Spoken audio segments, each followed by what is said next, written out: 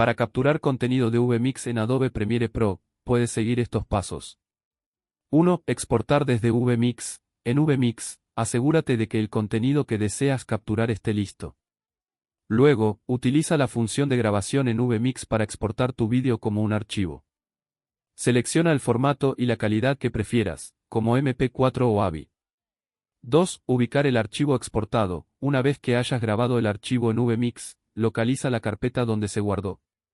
Generalmente, puedes configurar la ubicación de salida en las opciones de grabación de VMIX.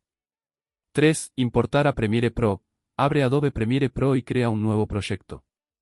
Luego, ve al panel de Proyecto y haz clic en Importar o usa el atajo Ctrl+I, Windows, o CMD+I, Mac. Busca el archivo de vídeo exportado desde VMIX y selecciónalo para agregarlo a tu proyecto.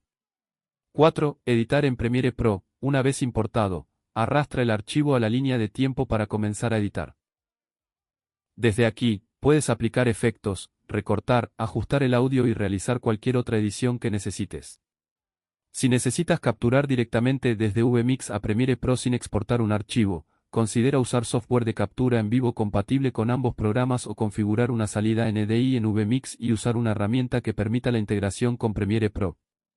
Sin embargo, este método puede requerir configuraciones adicionales. Comparta para más vídeos. Gracias.